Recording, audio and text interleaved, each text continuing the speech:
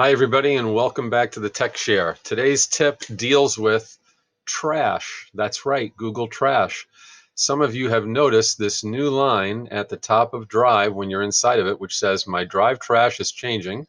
Starting October 13th, items will be automatically deleted forever after they've been placed in the trash for 30 days." Now, you can click on the Learn More button, which will give you even more information about all of this. But here's the deal. Newsflash, if you put something in the trash, it's going to get trashed. So there are some people that, for whatever reason, are putting items in the trash, but then they like to go back and actually use those files. Tip number one is don't do that. Keep those files in your Google Drive until you know you want to trash them. Now, if they are in the trash, the second item that's been coming up, which is kind of interesting, is some of you are saying, well, I want to keep this file, but I can't drag it out and put it back into my drive. And that's true. You can't do that. So here's how you're going to restore the file. What you're going to do is this. You're just going to right click on the file and you're going to say restore. And when you say restore, Google's going to bring it back. But the question is, where did it bring it back to? Where did that file go?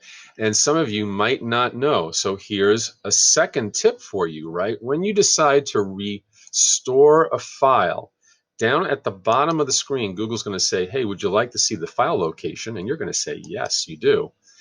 And now Google is saying in this case, hey, I just restored this file to your computer and it's actually sitting on your desktop. So if I go to my desktop, you can see there's the file that I just restored. It put it right on my desktop screen. It wasn't even in my Google Drive to begin with. So keep in mind that Google is tracking where your files are being trashed from. In other instances, if you trash the file from your Google Drive, then it will restore it back to the Google Drive. For example, if I were to come down and maybe take a look at in my trash this form that I created. If I restore this one and I say show the file location, Google's going to say to me, okay, we've restored it. It's on your drive. It's in a file or a folder called Google Workshops, and it's in another folder called Google Form Workshops from April 14th. That's where it restored the file to. So get a handle on where your files are getting restored to. That can be very important as well. But the moral of the story is, your trash is for things that you know you want to get rid of. And Google is trying to be proactive because, as you can see in my case, I've used up a lot of storage space.